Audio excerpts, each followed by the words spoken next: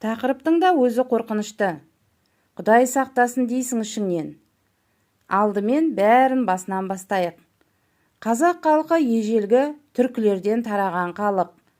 Көші-қон мәдениеті қыста-қыстауда, жазда жайлауда көшіп-қонып жүру ата-бабаларымыздың қанында бар. Қазақ елінің өзіндік бір мәдениеті, өзгеше салт-дәстүрі, наным-сенімі, әдет-ғұрпы, ұлттық тағамдары, ұлттық киімдері бар. Осы дүниелер қазақ екеніңді айрықша айқындап тұратын негіздер.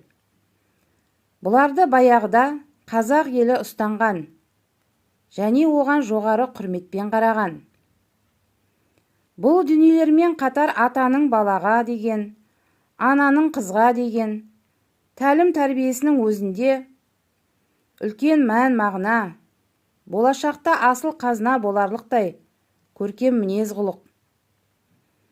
Бұл болмысты үйретіп тәрбиелеу қазақтың алдыңғы орынды алатын мақсаттарының бірі болған. Оның негізі ұлы ақын тек халқымыз емес, бірнеше елдерді де қайран қалдырған қазақтың Абай атасы. Шет мемлекетте ескерткіші орнатылған. Бұл атамызды білмейтін қазақ кем-де-кем. Саяхатшы Шоқан, ұлы тұлға ел есімі мәңгі есінде сақталған. Ыбырай Алтынсарин, Шәкәрім Құдайбердіұлы, Мұхтар Әуезов, айта берсең өте көп асыл қазыналы ақындарымыз бен жазушыларымыз, билеріміз, батырларымыз. Осынау ер азаматтарды дүниеге әкелген аналарымызға мың тағзым.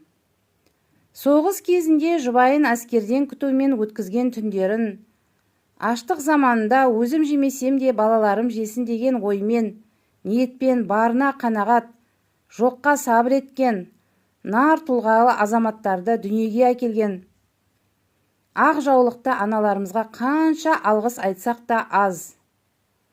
Бұл дүниелерден кейін қазақ халқын құрметтемеу мүмкін емес.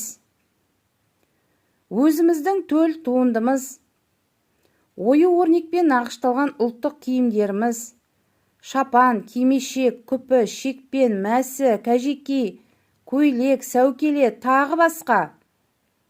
Бұл қазақ халқының басты болмыстарының бірі. Сәукеле қазақтың аяулы қыздары өмірінде бірінші рет орын алатын, ғұмырында маңызға ес сәтте қазақша көйлекпен, оюлы кәжекеймен киілетін қадірлі дүние.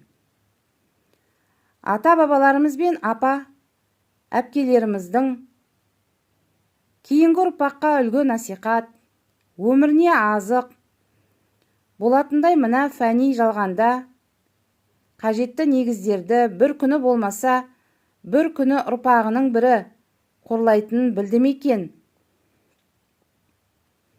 Қынжылтады. Ұлттық киімді, асыл сәукелемізді тыр жалаңаш киіп, өз ісіне ұялмай сенімді кейіппен сұқ саусағын көрсеткенін, әлеуметтік желіге салып, барша әлемге көруге жағдай жасағаны және тамашалатқаны айтарға сөзім жоқ. Ол бассыздық, ұятсыздық, тәрбиесіздік.